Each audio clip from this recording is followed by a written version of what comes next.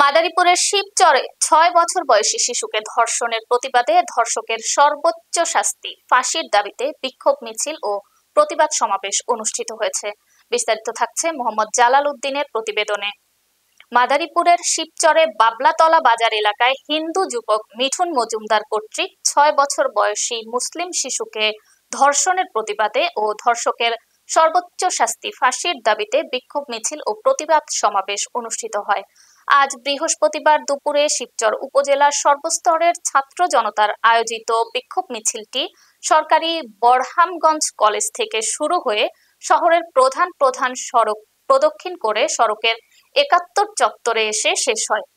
পরে অনুষ্ঠিত হয় প্রতিবাদ সভা। এই সময় ধর্ষক মিঠুন মজুমদারের সর্বোচ্চ শাস্তি ফাঁসির দাবি জানান বক্তারা।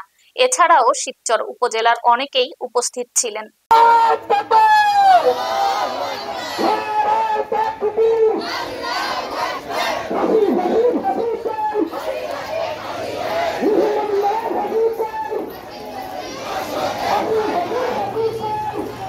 যদি কোনো ধর্ষণকারী পাওয়া যায় তাহলে দিনে দিবালোকে প্রকাশ্য সকলের সামনে উপজেলা পরিষদের সামনে তাকে পাথর নিক্ষেপ করে হত্যা করা হবে। একটা আইন যদি কায়েম হয়, আমি বুকে হাত দিয়ে বলতে পারি পরবর্তীতে ধর্ষণ করার বলতে দূরের কথা, ধর্ষণের কাছেও সাহস পাবে না।